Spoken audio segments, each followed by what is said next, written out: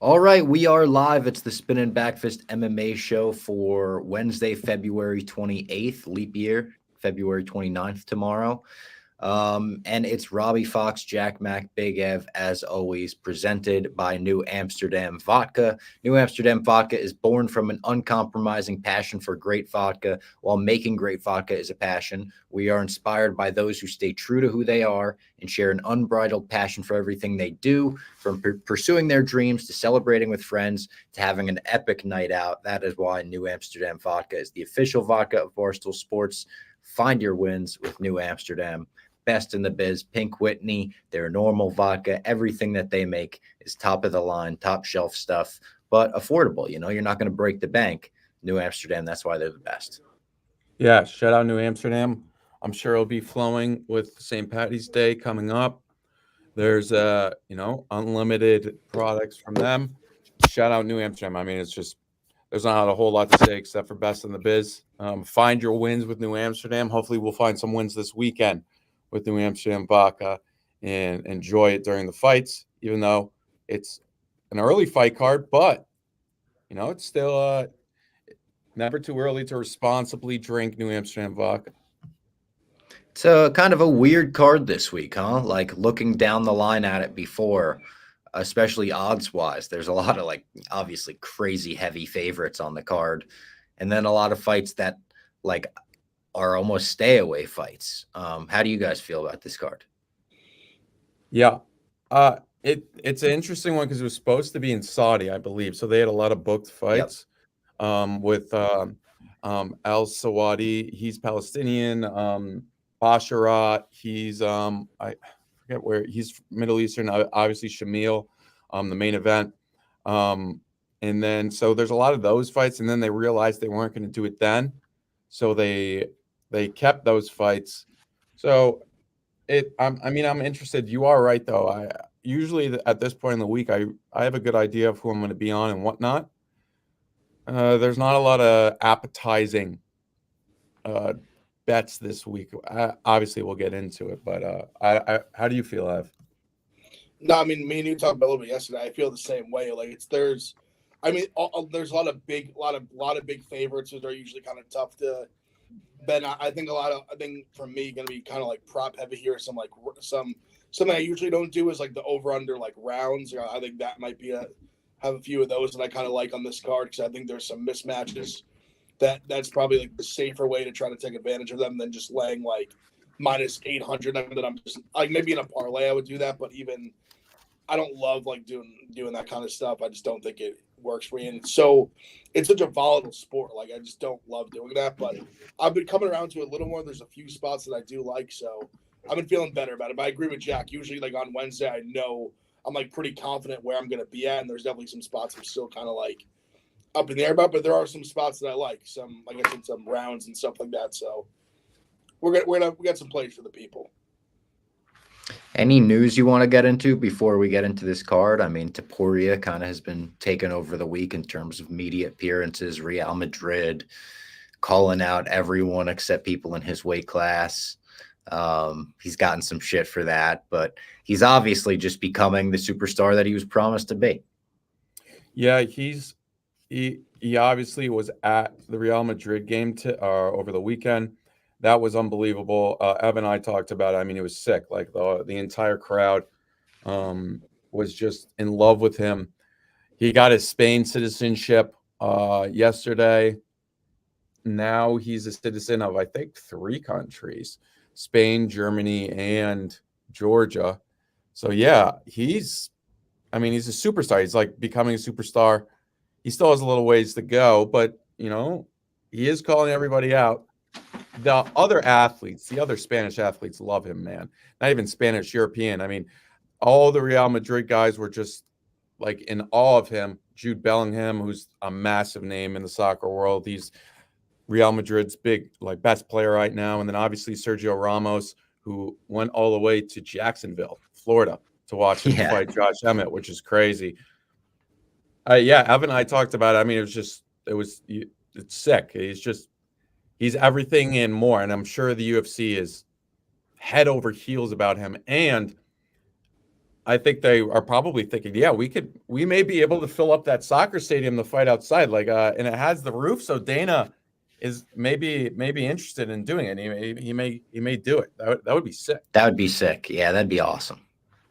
Yeah, I mean, the Real video was incredible. I mean, the pop from the crowd was insane. I love, and Jack Mike brought it up, like the love he's gotten from all the athletes. We talked about it like when he won, just like the video with like Rafael Nadal and all these all these crazy footballers, we call them for respect to the Spanish people. But all these people that showed us so much love, and I love seeing. It's fascinating, when I love like other athletes always have such like a natural respect for just fighters in general, whether it's like boxers, MMA, whatever. There's such a respect there because of the physicality, like just the brutality of the sport. Like it's such a like one of one. Like you have to be such a special breed to be like a fighter and a world class one at that. So I think it was just insane to see like the outpouring of love of just not only just like the country of Spain, but just the respect from the other athletes. Like this is like our guy, and I love that the countries take so much pride in them because I think we've talked about on the show, like in America, we just don't do that. And I've realized becoming like you're just watching so much MMA, and like it's kind of the only global sport I watch. I don't watch soccer, where you see kind of this like the way they take pride in their own. Like America is kind of the only country that doesn't really do that. We like to tear down our own guys. Where in other countries, like they wouldn't even dream of that. Like they love their own guys. I will say, in Australia, there is a little bit of that. It's more so, and Volk has mentioned it, and so is Izzy. There's like there's a concept. I forget what it's called. There's a word for it. Yeah, it's something they don't like down people the just tree. being famous, right? Like the idea of like people being famous, they're not really into it. Yeah. You know? Which is so interesting because there's been so many huge Australian and New Zealand,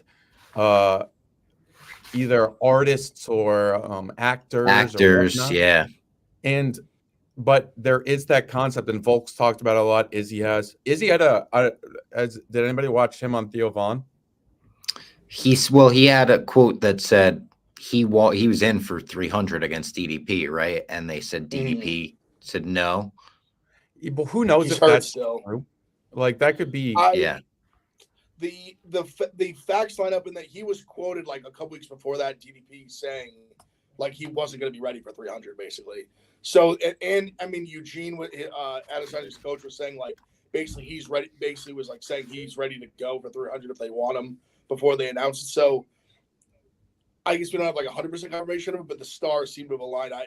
I believe that's true, and I don't think it's DDP like pushing out or whatever. I think he just no. If it was like a month later, like whatever, whenever he'd be ready, I think he's gonna be like, let's fucking do it. Yeah. Yeah, no. He also was saying he's still a huge name and like he's an entertaining fighter, and that's what Ev had a clip talking about it. I think like maybe 2 weeks ago, that a lot of people agreed with him on that too. I agree. I mean, yeah, he has this little bit of a boring rap, but I mean, when you fight in so many championship fights, we kind of saw it with Usman too. Like you don't know what you have until it's gone.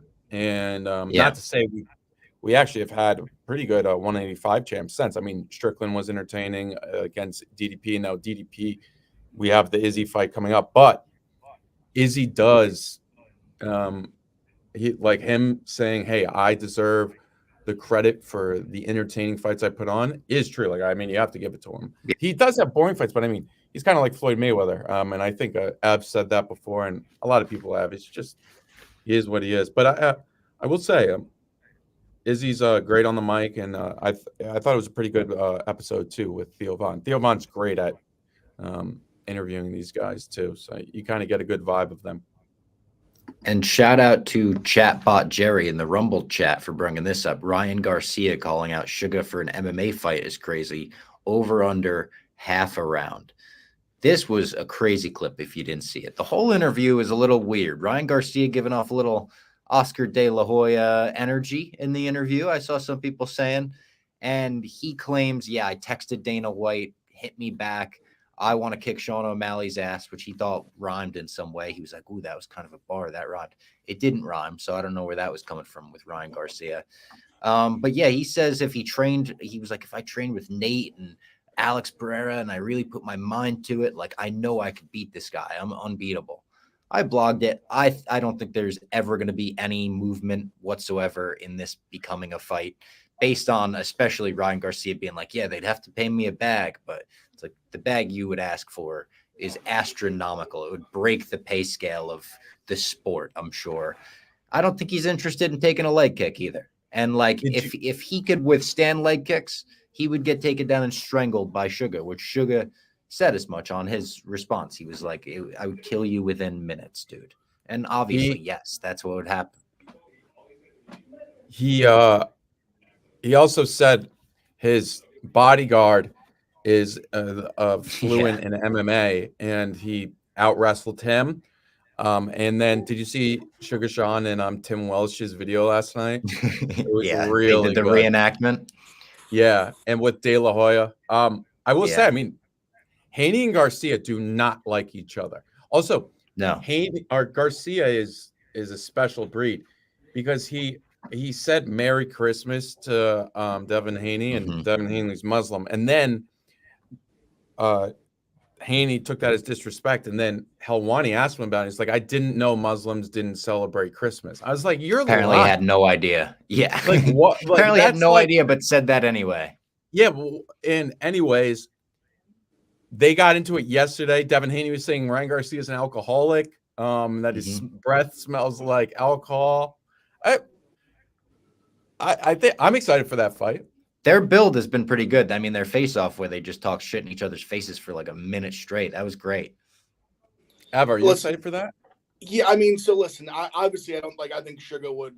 I think he actually was being generous using minutes like plural. I think it'd be more like minute if he just took him down and like choked him out pretty easily. I hope people don't take what I'm about to say the wrong way in terms of my general message. I understand why Ryan Garcia would rub people the wrong way. I understand why you might not like him. I think he is in some way. I don't want to be as dramatic and say like saving boxing, but he seems to be the only one that wants to take hard fights. Like he seems to be like one of the only, not only one of the only. Like Terrence Crawford, Errol Spine's fighting was great. Yeah. But even that I think was literally. I think that fight doesn't happen without Tank Davis and Ryan Garcia fighting. And I really think Ryan Garcia deserves a lot of credit, and he's been shit on so much for being like the YouTuber and like because he lost to Tank Davis. I mean, Tank Davis is really good, so he lost to him. It happens. But I mean, I don't think people are giving Ryan Garcia enough credit for like just being willing to fight all like the toughest guys. And Haney is doing it too, and I appreciate it of Haney. Yeah. But I think Garcia, like him fighting Loma, even though I thought he should have lost that fight, that's not his decision to say he won or lost. But I think Haney he's doing it as well. But Garcia is just willing to fight like all these stars that these other guys just don't seem to want to fight. Tank Davis doesn't seem to want to fight a lot of people, but like he fought Garcia because I think he saw Garcia as an easy win, which like it kind of was. But I respect so much that there's so many stars in boxing at that, like in and around that weight class. And I just appreciate that Ryan Garcia is just willing to fight all of them. Whether he wins or loses is whatever. Like someone to MPI, they put like he's a massive dog to Haney, and he probably should be. Like Haney's a better like just pure boxer probably. But I think Garcia is probably better than he's getting credit for, and I appreciate it very much that he's willing to take like these big fights and is willing to talk shit and like build the fight up. I think that fight will be one that people are looking forward to. Yeah, no, I do appreciate that as well. I think he deserves respect for that because you even look at his career odds and it's a lot of like minus 1,600, minus 1,200, minus 1,600. And then it flips and it becomes, against Tank, he was plus 5 something or whatever he was. And against Haney here, he's plus again, like hundreds, whatever. I do respect that, especially with the way that boxing has trended for the last 10, 15 years in high rank matchups like that. Chatbot Jerry says Tank would take the matchups too, but he's in and out of jail too much. Maybe true. Tank's obviously I see to me, and I love Tank. I feel like he's like, I feel like he hasn't kind of besides Garcia. Like I want to see him fight Haney. I want to see him fight like all these guys. Like even fuck it. Like if even like a Tiafimo, like I know he's a little bigger now, but like even some like there's just a lot of guys there to like fights too that I think can be made in like should be made that I feel like they're not making right now, and I hope they eventually do. And Tank's the one I really want to see fight like all these guys because he's got the shut off button. So he's just so dangerous. I want to see him fight all these guys. All right, you want to get into this weekend's card at the Apex? 100%. All right, we kick things off in the lightweight division. I just went on DraftKings and got all the odds beforehand, except for I think one fight maybe isn't on there. Abdul Karim El Sawadi versus Loic Radzhabov. Sawadi is the favorite here, minus 180. Loic is plus 150. Is there a play on this one at all? I mean, don't know a ton about the Pride of Palestine, right? Al Sawadi did have that huge upset over the British guy that Hadley or whatever his name is, that they were from Cage Jake Warriors. Hadley. That they've been pumping heavy. Like people were really excited for him, and El Sawadi went in there, beat him. El Sawadi has fought in the PFL before. Little ups and downs. He's ripped. Like he's shredded. I think he's a better fighter here, but I'm not willing to like the Dana White Contender Series curse, as they say, is kind of could be. You're buying into the curse? Well, like I mean, it's kind of something I won't 100% later because there is a fight later that I'm interested in that's with the Dana White's Contender Series guy that is fighting his first time since then. But we've seen a lot of guys kind of just like fall on their face. And if anything, I think El Sawadi's a little wide here, but I'm not going to bet Loic. So I feel like El Sawadi should be like minus 140 or minus 150. I don't know. Maybe I'm wrong, but he could just kind of just roll to a victory. Maybe El Sawadi by decision. I kind of like Radzhabov here. Oh, I think 140 is probably like plus 140 is probably like my threshold here.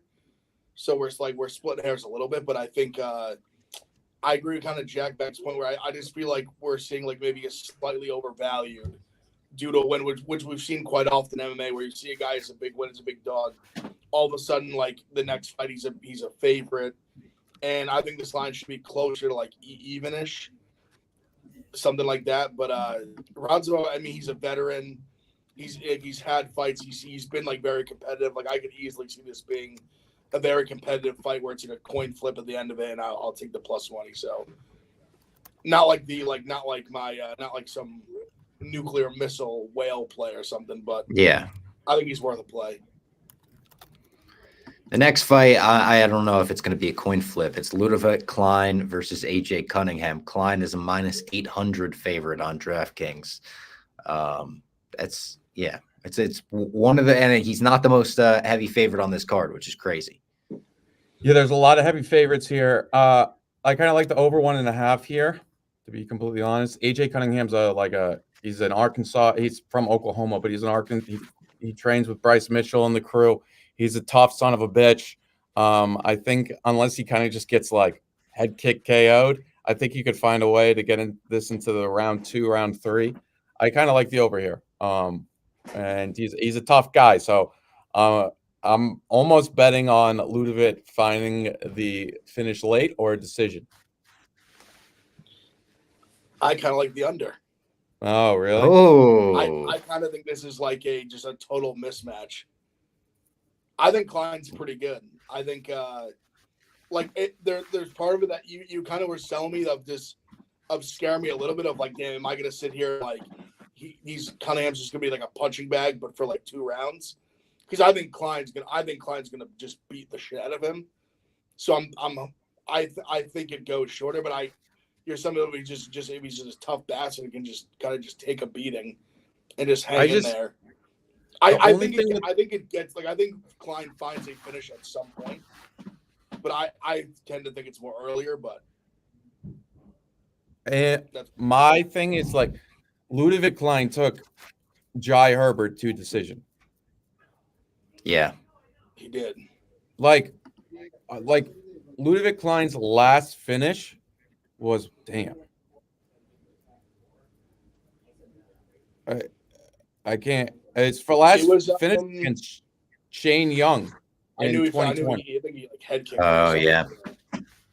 I just think like if Jai Herbert's surviving, I think my guy AJ Cunningham can. Like he's just the pride of Arkansas. It's like tough son of a bitch. Like all glory goes to God. He's gonna walk in with the Bible and like he's gonna keep going. So now I will say this is probably this is a huge mismatch. So I mean it's over 1.5 minus 115. So it's nothing like it's not like, oh my God, this is the lock of the century, but that's where my mind's at from a perspective of why I'm taking the over.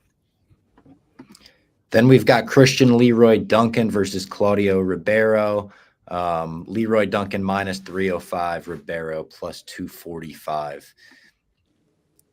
On a card with a lot of heavy favorites, not a lot of playable dogs. Is this a fight with a playable dog, do you think?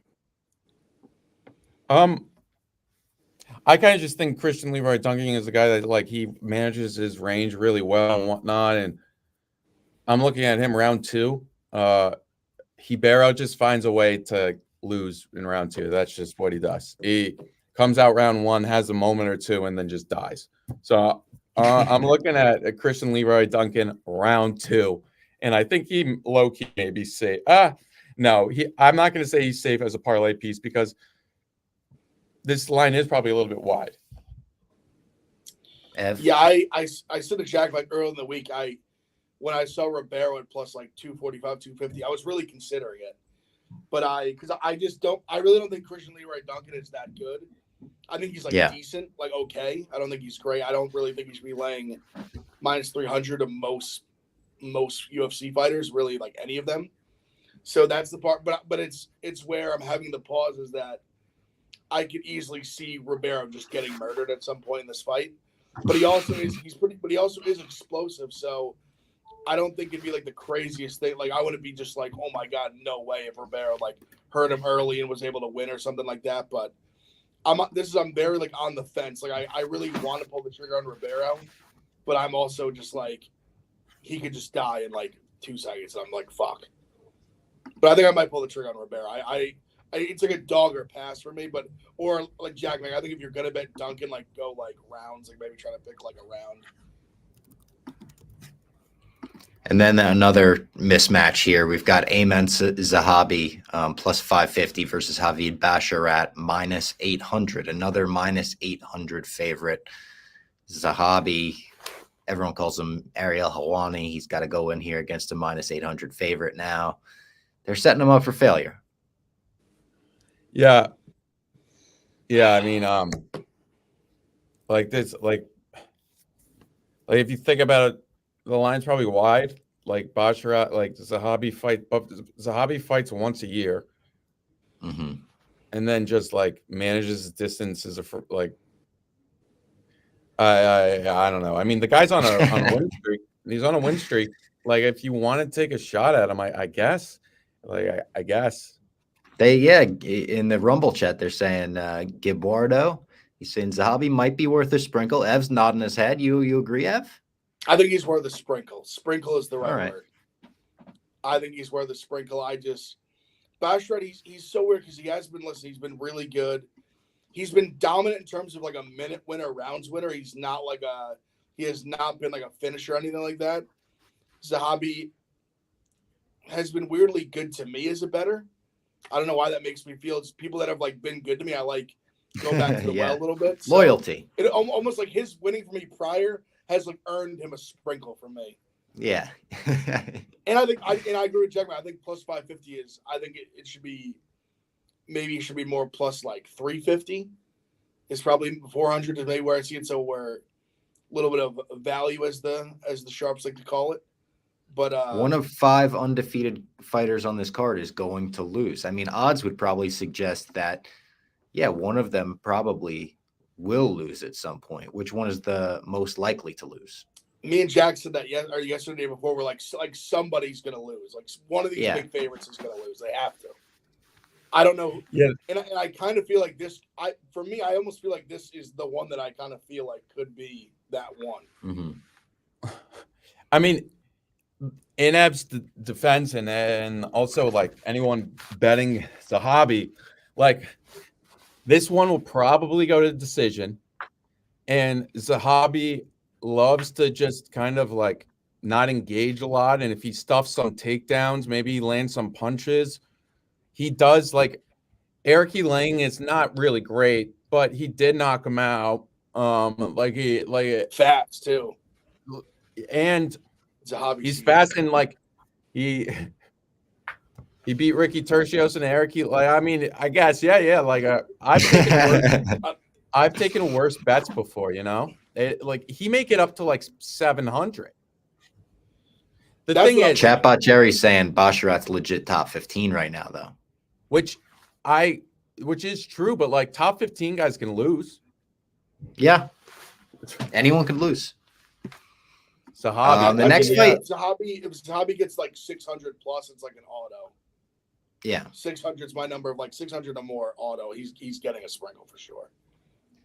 the next fight I couldn't find the odds on. Vinicius Oliveira versus Yanis Gamori from France. France versus Brazil fight. So this fight's canceled. Yep. Oh, it's off the card. That's why. He's fighting the new opponent for Vinicius. He's fighting a guy. Fuck. I had it in my notes still on the UFC website right now. Is the kid from Spain, Jack? I think he may be Spanish, but he's from Sweden. He's fighting out of Stockholm, Sweden. His name is Bernardo Sopaj. People were sharing it, including our guy Lee last night. His victory, which happened not too long ago, I feel like. A vicious one-hitter quitter knockout. Yeah. He's interesting. Bernardo Sapai. Yeah. Yep. I'll be honest though. I kind of like Vinicius, and I saw a photo of him today. And I got to say, I mean, he's drinking some juice over there in Brazil. Like he's not fighting on a shoot box, but he had a great knockout on the Contender Series. Yeah, combo was nuts. It was like a right left hook and just slept him. He definitely got some pop in it. That's why I think when they showed them, they put like both side by side, or like this should be a good fight. Like they both have crazy knockout power. Yeah, so I don't know if it's up on DraftKings yet, but it could like theoretically open at around like minus 150. Oliveira, and to be honest, I think I'm going to partake, but we'll see what DraftKings opens that at. I would as well. Yeah. Anything under 200 or less, I probably would like for sure. And it's late notice, and Vinicius is not bad, and I think Sopaj is like kind of getting a little overrated. But and this is one of the only fights on the card that's under the minus 200 range. Which is crazy. The next one is not. It is Jamie Pickett versus Eric Anders. Jamie Pickett plus 360, Eric Anders minus 470. Chatbot Jerry says Jamie Pickett still being in the UFC is insane. This one I think is another, like, this is easy to call. It's whether or not you're going to take an over or under, I guess, with Eric Anders and Jamie Pickett, because like you're gonna take Eric Anders, but are you going to lay minus 470 on him? I mean, I may end up. I'm gonna have him in a parlay. I mean, like, he could lose 100%, but I just like I don't know. He should roll through Jamie Pickett at this point. I think he's gonna. Like, it's just. Yeah. I mean, Jamie Pickett. I know he fought Bo Nickel, but I think that's why I was gonna answer the question. The guy in the chat, he's still in the UFC because he got fed to Bo Nickel, and they're like, yeah, we'll throw you a few more. But like Josh Fremd dominated him. Yeah. 30-27. Rough and rowdy superstar Josh Fremd. Yep. And no disrespect to Josh Fremd, but I think him and Eric Anders would have a close fight. You know, like I think they would have a really good fight, and I think they're very similar. And I think like Eric Anders could 30-27 him. We know Eric Anders fights to the end too. Like he's gonna battle Pride of Alabama and national so champ. national champion. And I'm gonna have him in a parlay for sure. I mean, it's minus 470, so it's not gonna do much for me, but yeah. I might it's weird because Anders is kind of a decision merchant, but I'm pretty sure he got a knockout his last win. I'm pretty sure, and I just don't think Pickett's like super durable. He's like kind of chokeable, even though Anders I don't think he's gonna be looking to throw hands. Under 2.5 at plus money is a little bit enticing. But I'm just looking for other ways to bet and basically bet Anders without laying that. The only parlay piece I think is fine. I think the late round props haven't come out yet. He might even be someone worth like a round 2 or round 3 kind of thing. The only thing is, who he beat last, knocked him out, Kyle Dawkins. It was just, I just saw that. That's right. That being said, Kyle Dawkins is on a little run, I think, in CFFC. Yeah, he is. Yeah. So we may see Kyle Dawkins back. Shout out Kyle Dawkins. But he lost some good guys. Like he got knocked out early by like the lead say. One of the Dawkins brothers hates me. I don't know which one it is, but one of them hates me. Hopefully not Chris. Hopefully not. I don't know.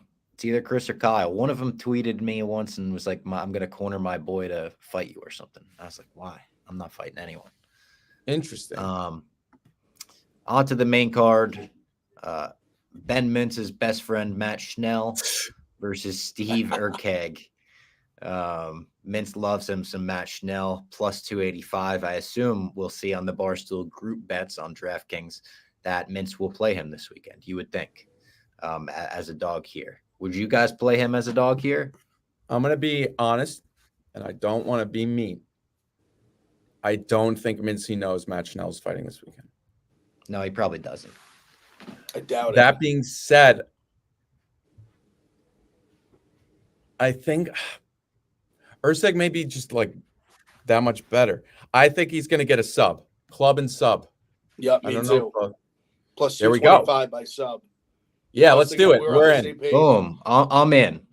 We're on the same page. And Schnell's the other. Listen, I love watching Schnell fight because he's very killer be killed. He's like Mr. Killer be killed, especially at flyweight. You don't see a lot of that. He's like the one guy that, and then we were there for that Long Island fight. I will cherish that in my heart forever. That was one of the most epic things I've ever seen. I also had insane comeback. I also had Schnell by finish and sub, which was like one of the craziest hits I probably ever had in my life gambling. He was really dead. And then somehow pulls a sub out of his ass when he was going to knock him out, which is crazy. I love Matt Schnell. He came on the show, Spinning Backfist veteran, even though I remember the Wi-Fi was horrific. It was real bad. I think Urseg is legit good though. I mean, he's had 2 good wins. Even though the Costa fight, I really think Costa could have beat him if he fought better, like more smart. I think he had a route to win, but I think Costa's pretty good too. I like Urseg. I think he gets this done. Like I think he gets a finish. Mm-hmm. I think sub more likely. I think he's minus 125 by finish, and like plus like 2. I think it's like 225 by sub, like plus 200 by knockout, and plus 250 by decision. So it's very like similar across the board, like how he gets it done. They're kind of saying, hey, take your pick, Urseg. You can kind of do it how you want it. Yeah. So I like sub. I think sub is the best option in my opinion. And the next fight. Oh, go ahead, Jack. And Schnell, like, I think there is I'm saying this about a guy who's, he's plus 285, which doesn't imply that he's not going to win. It's just like less of a chance. But I think there is a shot that like Schnell can find a win here. It would be a huge win for his career and whatnot. But I also am kind of like, I'm kind of in on Urseg a little bit. So that being said, this is a great, almost like not, I don't want to say fraud check. I'm missing the terminology. Gatekeeper. Like I think Matt Schnell's a pretty good gatekeeper. If Urseg goes out here, I think this is a very interesting fight. If Urseg goes out here and really has his way with Schnell and finishes him, I think that's a really good sign. I mean, we'll have to see him against a top 15 guy after that. But like, he's a nice Astro boy.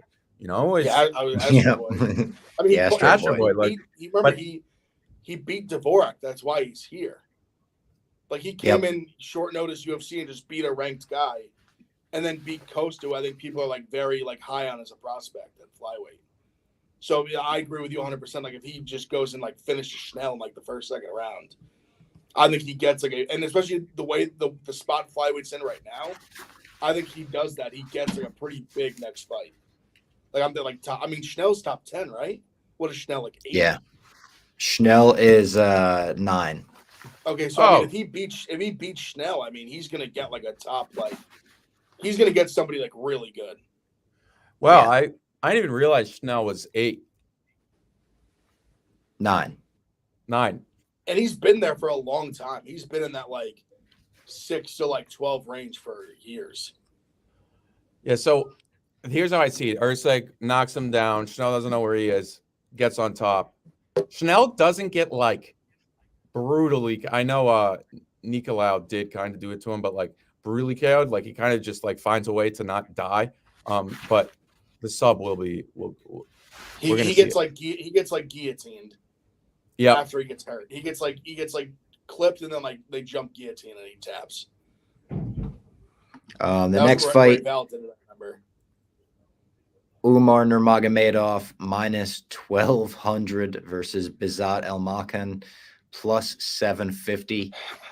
Outrageous to see an MMA fight have minus 1,200 odds. Is there any play or prop on this that you guys like, that you guys are into? No, but Umar, this guy, he's I think from Kazakhstan. He's not that bad. I watched one of his fights. He's like really just truly not that bad. But yes, like I think Umar's just really good. Just Like, nobody wants to fight Umar. Is that why this is happening? Corey Sandhagen, and is Yeah. now fighting a guy making his debut. This guy was fighting like somebody had a tweet. I'm gonna quote tweet it from Spinning. This guy, like one of his most recent fights was like a street beefs fight in Kazakhstan outside, and on the mat, instead of mats, there's just rugs. It's just like there's just rugs on it. It's outside. It's crazy. That's who Umar's fighting. I know he had the Sandhagen. I heard a theory that I think's decent. Maybe the injury he had that he had to pull out against Sandhagen is actually pretty bad, and he needs to get back on track and get back into the groove. But did you see what he said his favorite fight of his is so far? No. Nothing. None of them. He said none of them are his favorite fights so far. He said not Okay. one. You know the humanizing fighters. What's his name does? Yeah. Alex Baruin. Says his favorite drink is water, and then his favorite hobby says his favorite hobby is traveling, but his favorite place to travel is Dagestan. Which is where he's from. Just going back home. Yeah, all right. I get Fair it enough. because he goes to California so much. Obviously, we have the Javier Mendez clips and whatnot, but that's peak.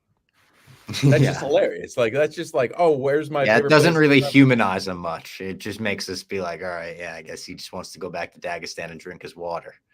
Yeah. Let me throw this out there. So laying minus 1,200, obviously, and even though obviously I think he should win, is tough.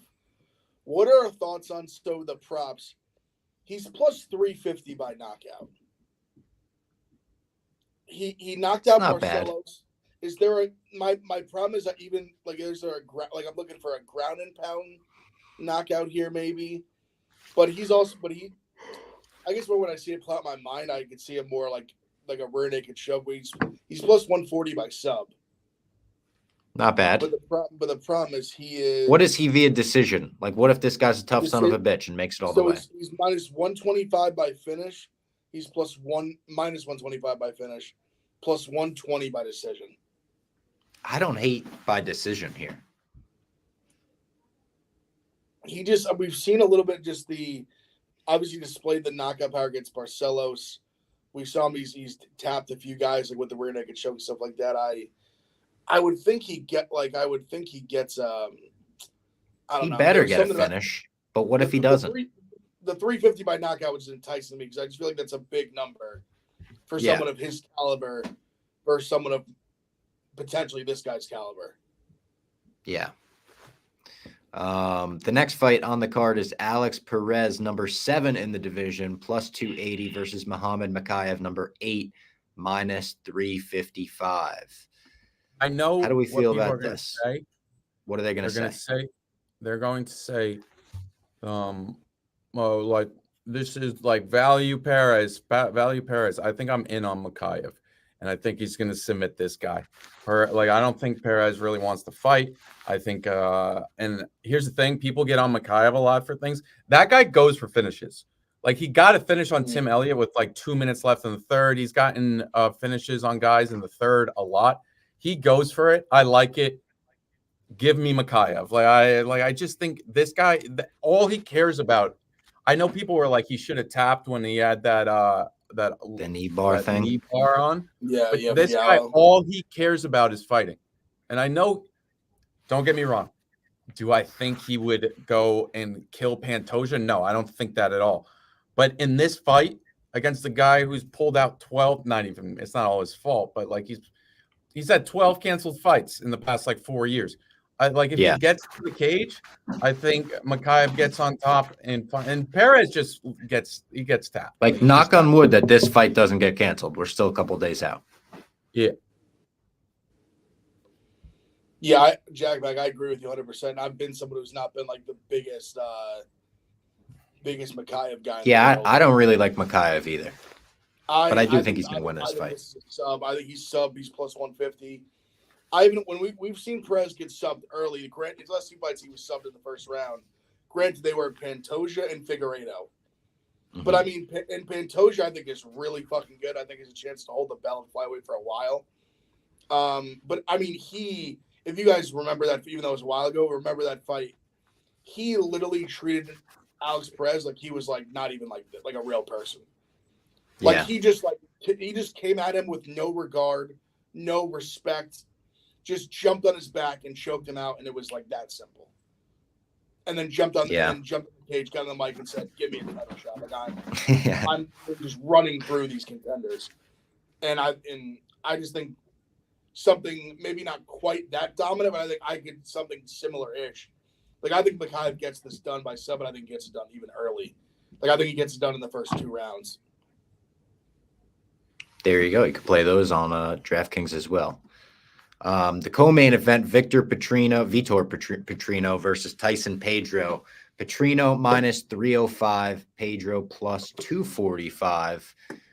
This is one where I don't hate Tyson Pedro plus 245 here. If we're trying to play a couple dogs on this card, I like watching Tyson Pedro fight, so maybe I'm just being biased there, but how do you guys feel about it?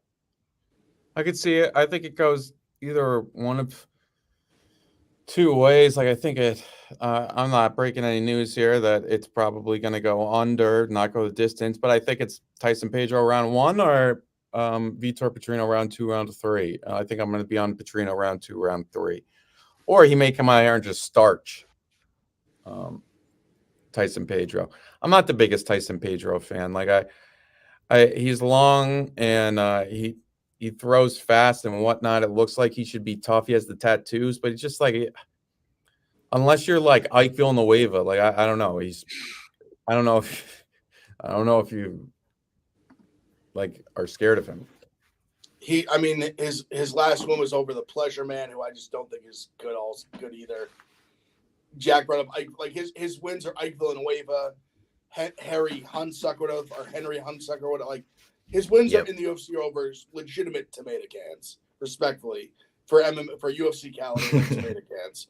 And Vitor Petrino, I think me and Jack were talking about this the other day. Vitor Petrino was someone when he came in the off Contender Series, I didn't think he'd be that good, and now I think he actually is like pretty damn good, like maybe really good. And I think if he wins this fight convincingly, like a finish, I think he deserves to be like a top 15 shot. I agree with Jack Mac. I lean more towards the Petrino round 2, round 3, and Petrino like parlay piece. but he's plus 400 round 2, plus 800 round 3. I mean, Pedro, he fades big time. If he doesn't finish guys early, he fades. I think we've seen Petrino be able to grapple. He hits like a truck. I think he gets Pedro out of here in round 2 or round 3. But I wouldn't put it past him to start him early as well because he's got power like that. I think he wins by finish. I think he most like at a decently high clip. And then the main event for the evening, an interesting main event, Shamil Gaziev versus Rozenstruik. Rozenstruik number 12 in the division at this point, and he is the underdog here, plus 140 versus Gaziev minus 166. This is another one where I feel like if you're going to give me Rozenstruik plus 140, I'm going to take him. I think I'm going to take a shot on that. Yeah, I think Shamil actually may just be really good. I don't know if I'm going to bet him, though. It feels kind of like you're buying high. But I think he can just kind of wrestle Rozenstruik. But, like, this could just be a levels fight in Rozenstruik. I don't know. I'm kind of torn on this fight. I'm interested to see the result, though. Like this. But if Shamil, I just think there's a chance Shamil can just like almost wrestle fuck Jairzinho and then go for a finish and find one. But I don't know. I don't think I'm going to bet this fight, to be completely honest. I think I agree with Jack Mack, but I think I might take a shot at Rozenstruik. It wouldn't shock me at all if it's a levels and Shamil just kind of like is able to get the wrestling going and just go that route. I just think I agree with what Jack Mack first said, is that I think he's maybe being potentially overvalued for just walking down Martin Buday, which he can't fight against Jairzinho like that way. Which I didn't expect him to, but I'm saying if he approaches Rozenstruik the way he approached Buday, he's gonna knock the fuck out. And the reason I'm willing to probably take a stab on Rozenstruik is we've seen him get knockouts late in fights before. Like what he did to Overeem was fucking crazy. That might be a little rare, but I just think there's certain guys. I think him and Lewis fall in the similar camp. I think Lewis is obviously better and been around longer. And I think they're the two that they have to fight eventually. I don't know, it's crazy to me that they haven't yet. But there's certain guys that I think will just knock out a certain caliber of opponent that you'll look back and be like, how is this guy? Like, for example, the one I think about all the time is Derek Lewis, and we mentioned Chris Dawkins were a pick'em.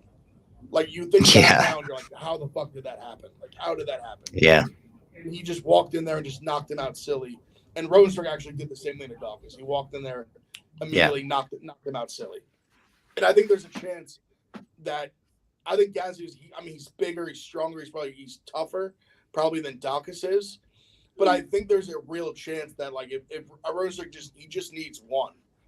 And I think a 5-round fight with a Gaziev, we just don't have that much info on him in the UFC other than he just beat up Martin Buday just standing on the feet and kind of just TKO'd him.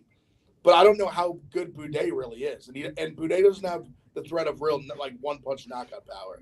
He's a volume guy. Rozenstruik is like has a shut-off button. And I think with 5 rounds and at plus like 140, 145, and I think that line is going to keep getting better. Like I think if you want to bet Rozenstruik, I'd wait because I think it's only going to get like better in your favor if you want to bet him. And especially if he gets to like 175 or something like that, like really high. To me, it's like almost have to just in it. If he dies, he dies. But I like at plus money. I think he can find a shot. So there you go. It is an earlier card this weekend, right? It's a 4 p.m. main card, 1 p.m. prelims, or 1:30 prelims. So make sure to make note of that. We will go live after the card again. So subscribe on all channels. Thank you to New Amsterdam for sponsoring the pod. And follow along on the Barstool Bets tab on DraftKings to see the rest of our picks for this